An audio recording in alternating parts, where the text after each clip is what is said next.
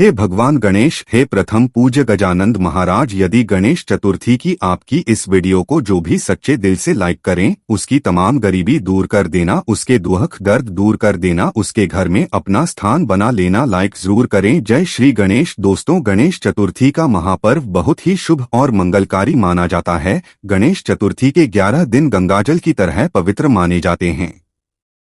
दोस्तों, आज हम बात करेंगे गणेश चतुर्थी के बारे में। गणेश चतुर्थी का भक्तजन धूमधाम के साथ मनाते हैं और मनाया भी क्यों न जाए, क्योंकि गणपति बप्पा को विघ्नहर्ता कहा गया है, जो हमारे कष्टों को हर लेते हैं और सुख को लाने वाले श्री गणेश जी हैं। और इनका आगमन होने जा रहा है। इनका आगमन भक्तों के लिए अति उत्तम और अति शुभ होता है, विशेष फल को प्राप्त करने वाला होता है। शास्त्रों में ऐसी मान्यता है कि यदि घर में किसी प्रकार की समस्या है या किसी मनोकामना की पूर्ति के लिए आप गणेश स्थापना करते हैं, पूजन करते हैं, तो निश्चित रूप से वो कामना गणेश जी पुण्य करते हैं। दोस्तों, शास्त्रों की ऐसी है कि भाद्रपद की चतुर्थी को गणेश जी को लाया जाता है और अनंत चतुर्दशी को इनका विसर्जन किया जाता है। इस बीच की तिथियों में गणेश जी की पूजा आराधना बड़ी धूमधाम से की जाती है। दोस्तों, इनको दुर्भा अर्पित की जाती है, मोदक इत्यादि का भोग लगाया जाता है। दोनों समय की विशेष पूजा आरती की जाती है और अंत में अनंत चतुर्दशी के दिन इनका विसर्जन किया जाता है। शास्त्रों में ऐसी मान्यता है कि गणेश जी को अपने घर में लाकर विधिवत उनका पूजन, उनकी सेवा करने से हमारी मनोकामनाएं पूर्ण होती है और विद्या बुद्धि के दाता श्री गणेश जी का आगमन होने जा रहा है। दोस्तों, इनको लाने का जो विशेष समय होता है या फिर इनको स्थापित करने का विशेष समय होता है, वो दोपहर का समय होता है।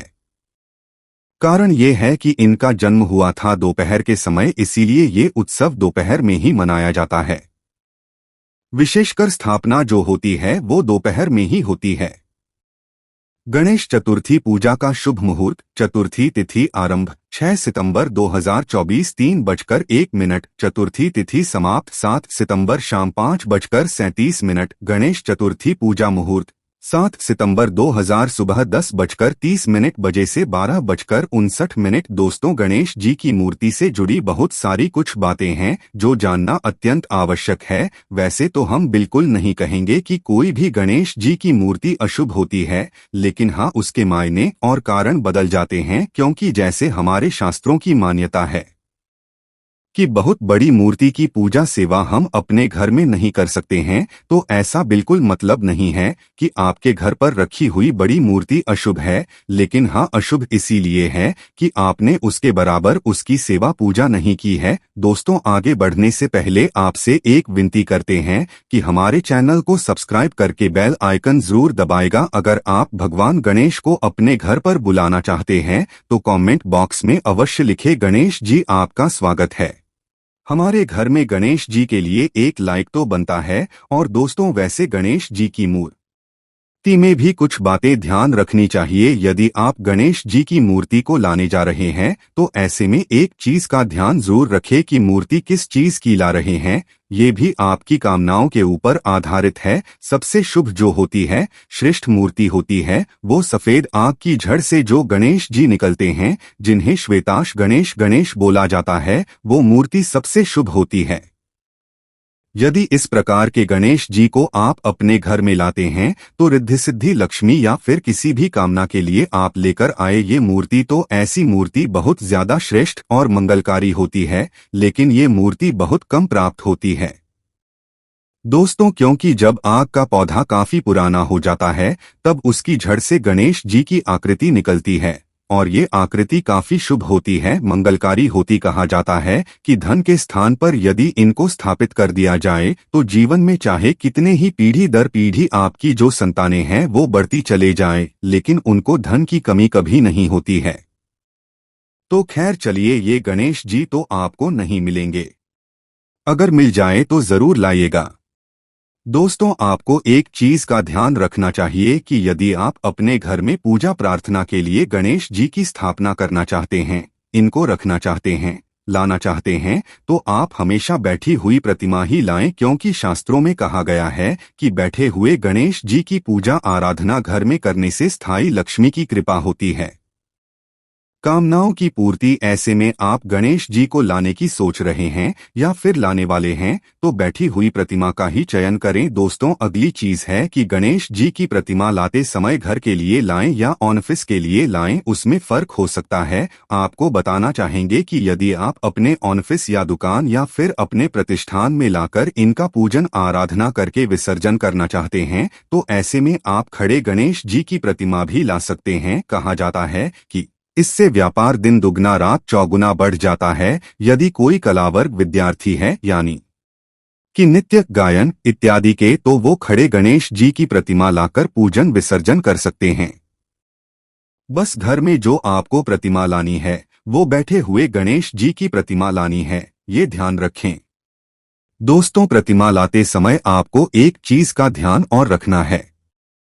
घर में प्रतिमा लाते समय आपको बामुखी गणेश जी लाने हैं। वामुखी का अर्थ हुआ बाई की तरफ मुड़ी हुई सूंड वाले गणेश जी की प्रतिमा, ये घर के लिए ज्यादा शुभ होती है।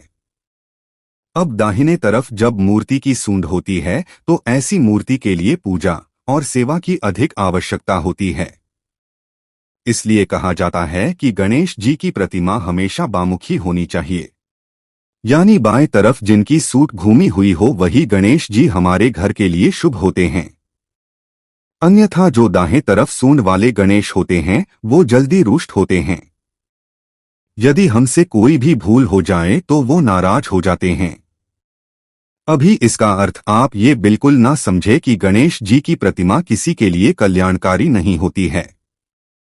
ठीक वही बात जो कि हमने आपको उदाहरण से समझाई कि बड़ी मूर्ति भी श्रेष्ठ होती है, लेकिन हम घर में नहीं रख सकते हैं, क्योंकि हम उनकी उचित पूजा सेवा आराधना कर सकते। इसी तरह जो दाएं तरफ सूंड वाले गणेश जी होते हैं उनको अत्यधिक सेवा प्रार्थना की जरूरत होती है, जो कि हमसे नहीं हो पाती है। तो इसलिए एक नियम बनाया गया है कि अपने घर के लिए हमें बामुखी गणेश जी घर में लाने चाहिए, पूजन करना चाहिए, फिर विसर्जन करना चाहिए। दोस्तों, जैसा कि आप जानते हैं, प्लास्टिक आदि से बनी मूर्तियां उतनी श्रेष्ठ नहीं होती, और यदि आप मिट्टी के गणेश जी लाते हैं, पूजन करते हैं, विसर्जन करते हैं तो ये ज्यादा श्रेष्ठ होता है। यदि आपको इस तरह के गणेश जी की प्रतिमा मिले तो अत्यधिक श्रेष्ठ है। दोस्तों, अब बात है रंग की। किस रंग की गणेश जी की प्रतिमा लाना आपको शुभ होगा? केसरिया रंग के गणेश जी की प्रतिमा घर में लाना बहुत ही मंगलकारी माना जाता है। दूसरी चीज, हरे रंग की गणेश जी की प्रतिमा भी रखी जाती है। अलग अलग कामनाओं के लिए अलग अलग तरह के गणेश की प्रतिमा रखी जाती है। दोस्तों, यदि आप संतान प्राप्ति के लिए गणेश जी की प्रतिमा लाना चाहते हैं, उनका पूजन विसर्जन करना चाहते हैं, तो ऐसे में जो गणेश जी का बाल रूप होता है उसे आप अपने घर में लेकर आए और श्रद्धा भाव से पूजा पाठ करें तथा विसर्जन करें। दोस्तों, अपने घर में गणेश जी की कोई छोटी मूर्ति रखना चाहते हैं तो 3 इंच से छोटी मूर्ति आप अपने घर के मंदिर में स्थापित कर सकते हैं, तो आप ऐसा ही करें। दोस्तों, भगवान गणेश की स्थापना की बड़ी ही आसान सी विधि है। सबसे पहले तो आप मंदिर में बैठ जाएं। मंदिर में तो बहुत सारी मूर्तियां होती हैं, लेकिन आपको जो मंदिर के देवता हैं उनसे अलग रख करके यदि आपने चौकी लगाई है तो ये ज्यादा श्रेष्ठ माना जाता है, क्योंकि आपने अलग से कोई बड़ा अनुष्ठान किया है। इसीलिए आपको अलग से लाल रंग का कपड़ा इसी चौकी पर बिछा करके उस पर आप जो नई मूर्ति प्रतिमा लाए हैं या फिर आपके घर में पड़ी हुई प्रतिमा है, आप उसे भी बहुत अच्छे से साफ करके रख सकते हैं। यदि धातु की प्रतिमा है तो उसे स्नान वगैरह करवाएं, और यदि फोटो है तो भी आप उसकी स्थापना कर सकते हैं। दोस्तों, घर में पड़ी हुई मूर्ति की आप स्थापना पूजा इत्यादि कर सकते हैं, और नई मूर्ति लाते हैं तो भी आप उनकी पूजा स्थापना जरूर करें, और आपको कलश जरूर रखना है। दोस्तों, आप सभी जानते हैं कि कलश में ही देवताओं का आह्वान करते हैं, तो कलश रखने की विधि कुछ इस प्रकार है। कलश रखने के नीचे पर चावल का अष्टदल कमल बना ले, या फिर आपके घर में बहुत अधिक चूहे हैं तो ऐसे में चावल का ना बनाकर आप थोड़ी सी रोली और हल्दी मिलाकर के बना लें और ओम बना लें, स्वास्तिक बना लें और इसके ऊपर कलश रखें। कलश के अंदर एक सिक्का डालें, हल्दी डालें, सुपारी डाल दें और थोड़ी सी दूर्वा घास डाल दें, क्योंकि ये पूजा हम गणपति की करने वाले हैं। दूर्वा जहां होती है वहां शुभता आती है। दोस्तों, उसके बाद आपको क्या करना है? कलश रखने के बाद गणपति की पूजा में यदि मूर्ति धातु की है तो आप उनको स्नान पंचामृत से स्नान कराएं और उनको चंदन इत्यादि और धूप दीप दिखाना, जो साधारण विधि होती है उस प्रकार आपको पूजा आराधना करनी है।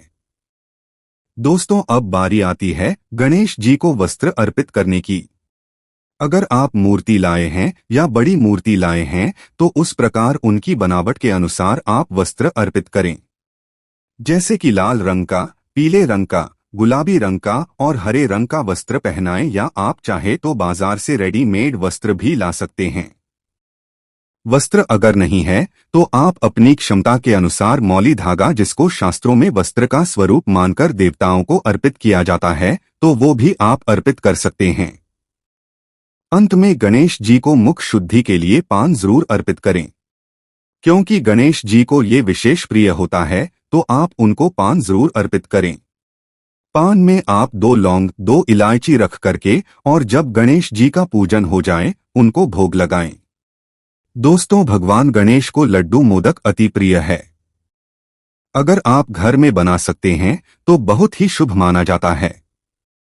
भगवान गणेश बड़ी प्रसन्नता के साथ अपने का घर का बना भोजन पसंद करते हैं। आप सुबह शाम की पूजा में घर का भोजन बनाकर अर्पित करें। अगर घर का ना हो सके तो आप बाजार से लाकर लड्डू मोदक अवश्य अर्पित करें। दोस्तों, भगवान गणेश की स्थापना 1 दिन के लिए भी कर सकते हैं, 3 दिन के लिए भी कर सकते हैं तथा 5 दिन के लिए भी स्थापना कर सकते हैं। ऐसे में 7 दिन के लिए भी आप स्थापना कर सकते हैं। आप अपने मन की इच्छा के अनुसार कितने भी दिन के लिए रख सकते हैं और अंत में विसर्जन किया जाता है। इनकी यदि छोटी मूर्ति है तो आप अपने घर में भी रख सकते हैं। दोस्तों, आपको एक बार फिर से बता दें कि गणेश जी की जो स्थापना का समय है वो 12:17 से रात 10 बजे तक है। इस समय में आप कभी भी गणेश जी की स्थापना करें, इसके पूर्व ना करें, क्योंकि गणेश चतुर्थी की जो स्थापना पूजा होती है वो दोपहर में होती है। क्योंकि गणेश जी का जन्म दोपहर में हुआ था, इसीलिए ये पूजा दोपहर में ही होती है। दोस्तों, इस प्रकार से गणेश जी की पूजा कर लेनी है और उन्हें दुर्गा की माला अर्पित करें। यदि कोई विशेष कामना है तो उन्हें दुर्गा की माला जरूर अर्पित करें, जैसे कि ये दूर्वा की गांठें ले और इनको एक मौली में या फिर सफेद धागे में बांध ले और बांधकर गणेश जी को अर्पित करें। दोस्तों, कहा जाता है कि किसी भी कामना के लिए यदि गणेश जी को पूरे 10 दिनों तक दुर्वा की माला अर्पित की जाती है तो गणेश विसर्जन से पूर्व आपकी मनोकामनाएं पूर्ण हो जाती है। दोस्तों, बच्चे का मन यदि पढ़ाई में नहीं लगता है तो रोज गणेश जी को भोग स्वरूप हरी इलायची चढ़ाएं और हरी इलायची चढ़ाकर अपने बच्चे को प्रतिदिन चाय में, दूध में, किसी भी चीज में डालकर खिलाएं। इससे बच्चा कुशाग्र बुद्धि का होगा। दोस्तों, दूसरी प्रसाद जब आप भगवान को अर्पित करें तो घर के लोगों को भी प्रसाद बांटें। इन 10 दिनों में भगवान गणेश के भजन आपके घर में बजने चाहिए। मोबाइल आदि में आप भजन को बजा सकते हैं। इससे घर का माहौल सकारात्मक तरीके से बदल जाएगा और आपके बच्चे आपकी बात मानेंगे। पढ़ाई में उनका मन लगेगा। घर का कमाने वाला मुखिया स्वास्थ्य संबंधी बीमारियों से दूर रहेगा। दोस्तों, यदि आपके कोई भी कार्य नहीं बन रहे हैं, वो सभी कार्य बनते बनते बिगड़ जाते हैं, परेशानियां बढ़ती जा रही हैं, तो ऐसे में इस उत्सव पर भगवान गणेश को 21 इलायची अर्पित करें या 51 इलायची अर्पित करें और अगली सुबह ये इलायची उठाकर हमेशा अपने पर्स में या लॉकर में रखें। यदि आपके बच्चे का मन पढ़ाई में नहीं लगता है तो यही इलायची उन्हें प्रतिदिन खाने को दें। ऐसा करने से बच्चा आपकी बात भी मानेगा और पढ़ाई भी खूब करेगा। दोस्तों, शास्त्रों के अनुसार माना जाता है कि पूजा पाठ तथा हवन कोई भी शुभ कार्य पूरे परिवार के साथ करना चाहिए। ऐसे में इस दिन पूरे परिवार को मिलकर गणेश जी की आरती करनी चाहिए। इससे आपके प्रेम बना रहेगा, सुख शांति आएगी, परिवार में खुशियों का संचार होगा। दोस्तों, माना जाता है कि गणेश चतुर्थी पर चांद को बिल्कुल भी नहीं देखा जाता, बहुत ही अशुभ माना जाता है। खास तौर से व्रत रखने वाले व्यक्ति को इस बात का ध्यान रखना चाहिए। चांद क्यों नहीं देखा जाता, इसके पीछे एक कथा है, आइए जानते हैं। ये मान्यता है कि आज के दिन सभी देवी देवता गणेश जी को बहुत सारे भोग प्रसाद व्यंजन खिलाते हैं। इससे गणेश जी का पेट काफी फूल गया और गणेश जी को चलने में परेशानी हो रही थी और चंद्रमा ने ये करके गणेश जी का मजाक उड़ाया। गणेश जी का मजाक उड़ाने पर माता पार्वती क्रोधित हो गई और उन्होंने चंद्रमा को श्राप दिया कि आज के दिन तुम्हारा दर्शन करने पर मानव पर कलंक लगेगा। और आप तो जानते ही हैं कि इस कलंक से श्री कृष्ण भी नहीं बचे थे। दोस्तों, इसीलिए इस दिन चंद्रमा का दर्शन करने से बचे। किसी भी स्थिति में अगर आपको इस दिन चांद के दर्शन हो जाए तो निश्चित रूप से कलंक लगता है। जब भगवान श्री कृष्ण भी इस कलंक से नहीं बचे थे तो हम तो फिर भी मानव है, तो ऐसे में आपको इस बात का ध्यान रखना चाहिए। दोस्तों, है जो अपने घर में भगवान गणेश को नहीं बुलाना चाहता है, अगर आप भगवान गणेश को अपने घर पर बुलाना चाहते हैं तो कमेंट बॉक्स में लिखे भगवान गणेश आपका स्वागत है हमारे घर में। भगवान गणेश के लिए एक लाइक तो बनता है। दोस्तों, गणेश चतुर्थी के दिन किया जाने वाला एक 9 शमीपत्र वाला उपाय है, क्योंकि दोस्तों ये जो 9 शमीपत्र वाला उपाय है ये सिर्फ और सिर्फ गणेश चतुर्थी के दिन ही किया जाता है और इस उपाय को करने से आपकी किसी भी प्रकार की जो होती है वो पूर्ण होती है, चाहे आपकी वह मनोकामना बड़ी से बड़ी ही क्यों ना हो। इसी के साथ में अगर आपके जीवन में जो भी दुख और परेशानी चल रही होती है, अगर आप इस उपाय को कर लेते हैं अपनी उस दुख और परेशानी के लिए, तो आपके वह दुख और परेशानी भी यहाँ पर दूर होती है और अपने किसी भी काम के लिए, किसी भी मनोकामना के लिए आप अपने इस 9 शमीपत्र वाले उपाय को इस गणेश चतुर्थी के दिन कर सकते हैं। दोस्तों, साल में वैसे बहुत गणेश चतुर्थी पड़ती है, पर ये वाली जो गणेश चतुर्थी है 7 सितंबर को जो पड़ने वाली है भाई, इसका बहुत महत्व है और ये साल की सबसे बड़ी चतुर्थियों में से एक चतुर्थी है। ठीक है, इसलिए आप लोगों को इस गणेश चतुर्थी के दिन को बिल्कुल नहीं छोड़ना है, मतलब 7 सितंबर के दिन को बिल्कुल नहीं छोड़ना है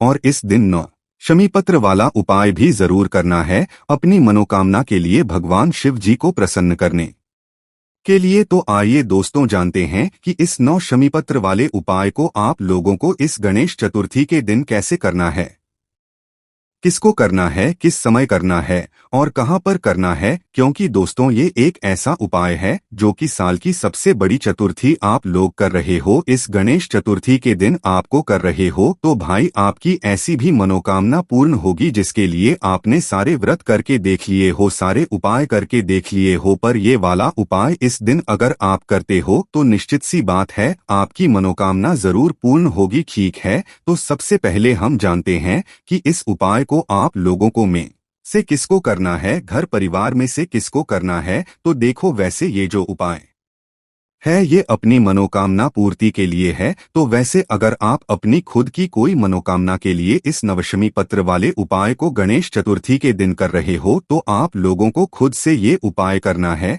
और अगर घर का कोई एक बड़ा सदस्य, मुख्य सदस्य अपने पूरे घर परिवार की सुख और शांति के लिए ये वाला उपाय करना चाहता है कि उसके घर के सभी सदस्य खुशी रहें, सुखी रहें, तो भाई उस जगह पर घर का जो एक बड़ा सदस्य होगा, विशेष रूप से घर की बड़ी माताओं बहनों में से कोई भी एक माता बहन जो है, इस नवशमी पत्र वाले उपाय को गणेश चतुर्थी के दिन कर सकती है। बाकी किसी की भी अगर कोई खुद की मनोकामना है तो वो अपने लिए अलग से इस नवशमी पत्र वाले उपाय को कर सकता है और पूरे घर परिवार की सुख और शांति के लिए करना है। तो घर का मुख्य सदस्य माताओं बहनों में से कोई भी एक माता बहन इस नवत्र वाले उपाय को गणेश चतुर्थी के दिन कर सकती है। इसके बाद में दोस्तों इस उपाय को आपको किस समय करना है, सुबह करना है कि शाम के समय करना है।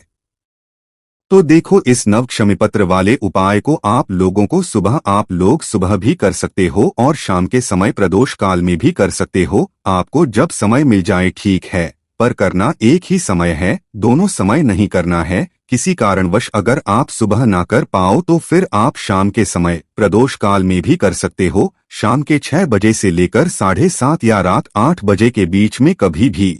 जितना जल्दी हो सकता है उतने जल्दी उपाय को करने की कोशिश करना, आपको उपाय का फल जरूर मिलेगा। उसके बाद में उपाय हमें करना कहाँ पर है, तो देखो ये 9 स्वामी पुत्र वाला जो उपाय है ये आपको भगवान शिवजी के मंदिर में जाकर करना है। आपके घर के आसपास जो भी शिवजी का मंदिर हो, शिवालय हो, जहाँ पर शिवलिंग विराजित हो, वहाँ पर जाकर आप लोगों को ये वाला उपाय करना है। दोस्तों गणेश चतुर्थी का जो दिन होता है वो गणेश जी का होता है। किसका होता है?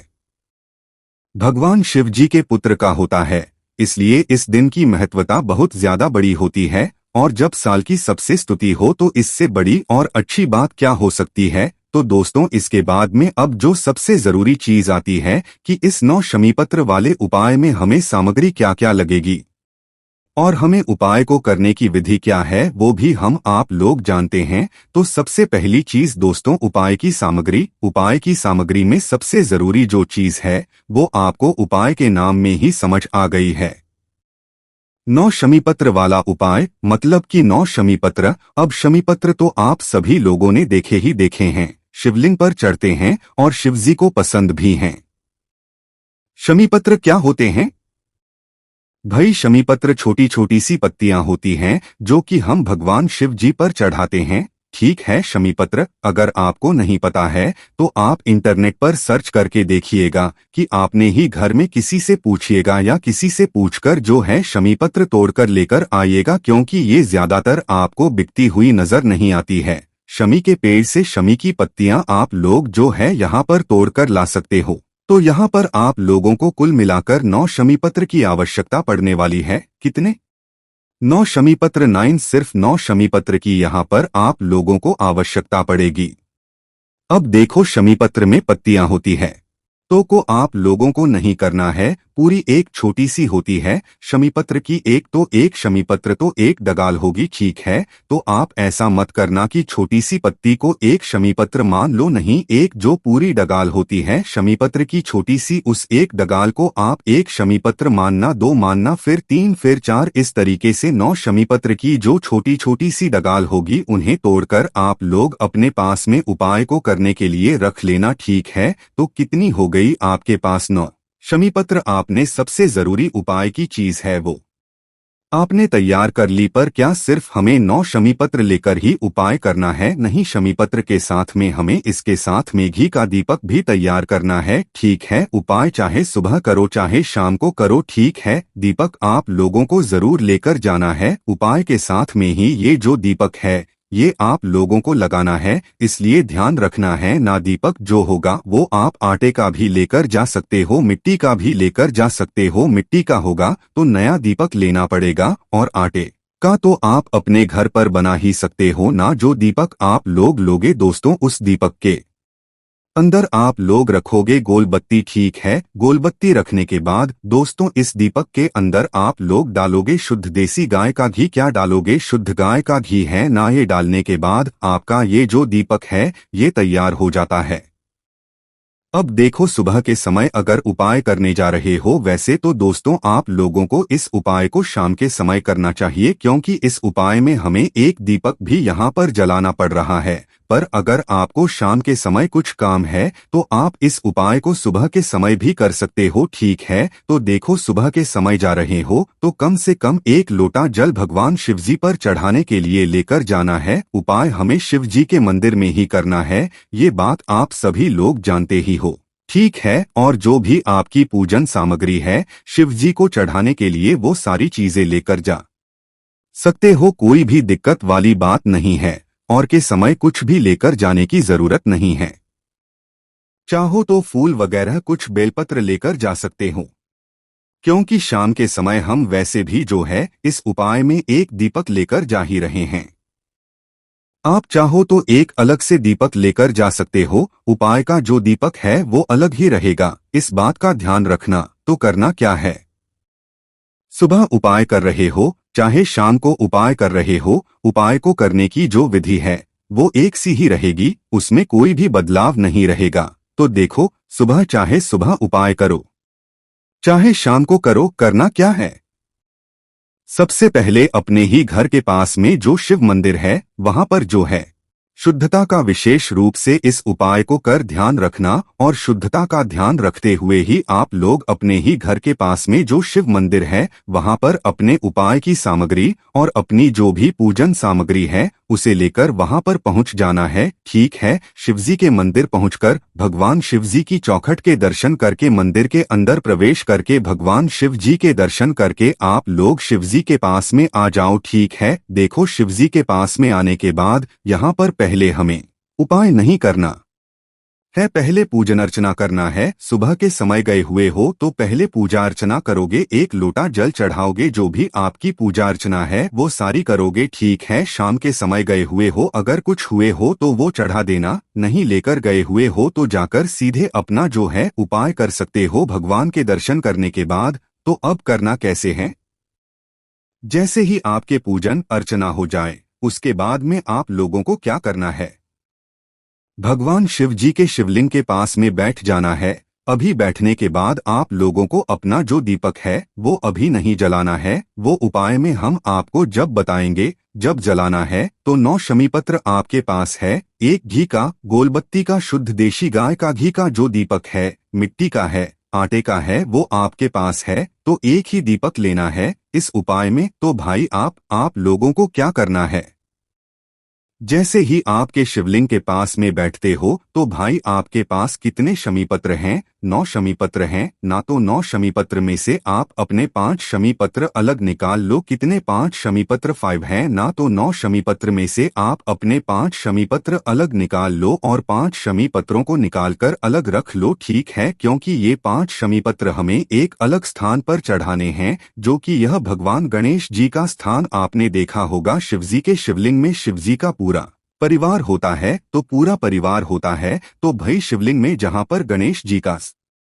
स्थान होता है सबसे पहले आप वह पता कर लो। आपको पता है तो ठीक है, नहीं है तो किसी से पूछ लेना, वरना हम भी आपको बता देते हैं। देखो शिवलिंग में जो गणेश जी का स्थान होता है वो जलाधारी के राइट हैंड साइड होता है। कहाँ पर होता है, राइट हैंड साइड होता है ना, तो शिवलिंग की तरफ से खड़े होकर देखना, मतलब आपका मुख भी उत्तर की दिशा की तरफ होना चाहिए, उस तरफ आप खड़े होकर देखना कि आपका सीधा हाथ कौन सा है ना, तो वो जो आपका सीधा हाथ होगा वहीं शिवलिंग का सीधा हाथ होगा ना, तो शिवलिंग की तरफ से देखने पर जो सीधा हाथ पड़े उस सीधे हाथ की जलाधारी पर, कहां पर, जलाधारी पर, जलाधारी का बिल्कुल जो कोने का भाग होता है, साइड का भाग होता है, गणेश जी का स्थान होता है।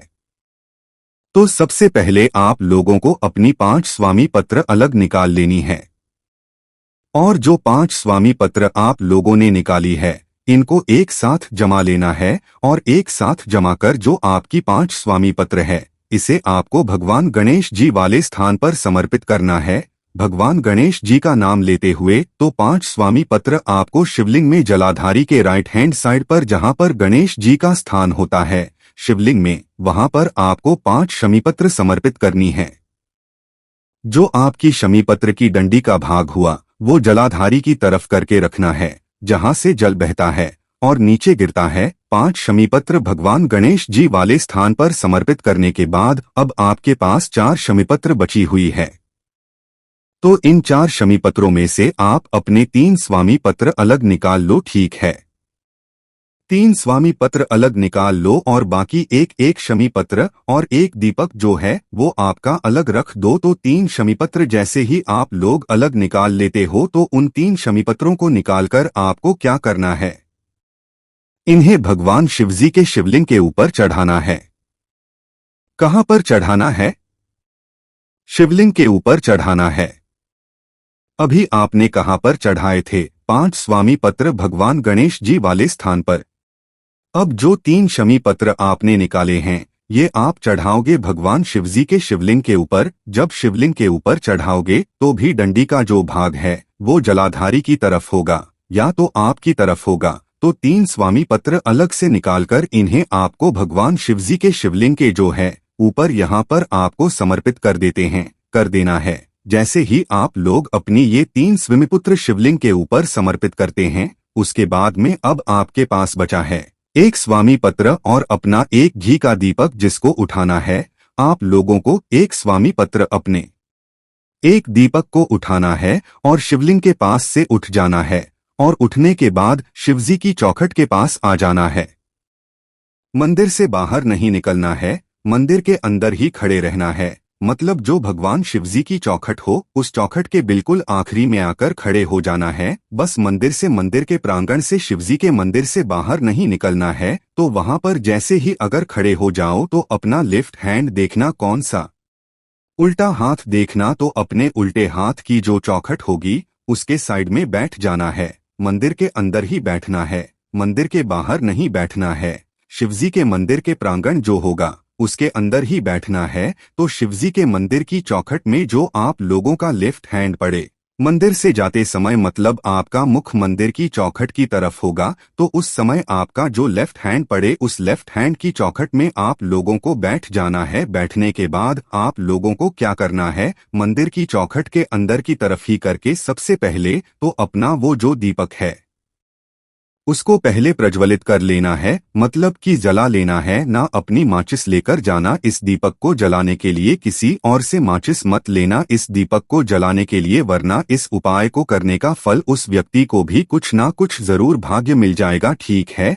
तो अपने घर से अपनी माचिस लेकर आना है इस दीपक को जलाने के लिए। इस दीपक को सबसे पहले आप लोग जला देना। दीपक आपका जैसे ही जल जाता है, दीपक जलाने के बाद दोस्तों सबसे पहले तो आपके पास जो अपना एक शमीपत्र बचा हुआ है उस एक शमीपत्र को आप लोगों को क्या करना है, उसी भगवान शिव जी के मंदिर की चौखट के लेफ्ट हैंड साइड में जहां पर हमने आपको बैठने के लिए कहा है वहीं पर बैठकर इसको सबसे पहले समर्पित कर देना है। ठीक है, उस शमीपत्र को भगवान शिव जी के चौखट के लेफ्ट हैंड साइड में समर्पित करने के बाद या उल्टे हाथ की चौखट पर समर्पित करने के बाद अपना जो दीपक है वो दीपक को गणेश जी के मोर ध्वज या मयूर ध्वज, कोई भी एक नाम लेना, मौरध या मयूर ध्वज, मोर ध्वज या मयूर ध्वज, कोई भी गणेश जी का एक नाम लेकर आप लोगों को इस दीपक को उस शमीपत्र के पास में रख देना है। शमीपत्र के ऊपर नहीं रखना है, शमीपत्र के पास में रखना है। तो उस शमीपत्र के पास में आप अपने इस दीपक को रख दें।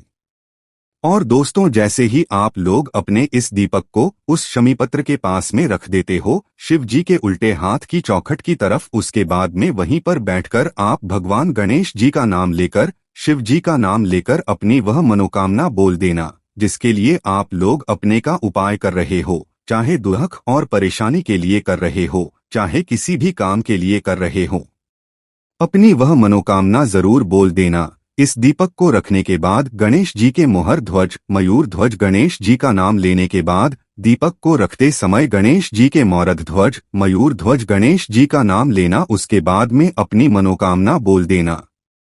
मनोकामना बोलने के बाद वहां से उठना, वापस से भगवान शिव जी के पास में आना, भगवान शिव जी के दर्शन करना, उनको धो देना, प्रणाम करना और फिर आप लोग वहां से बाहर जाकर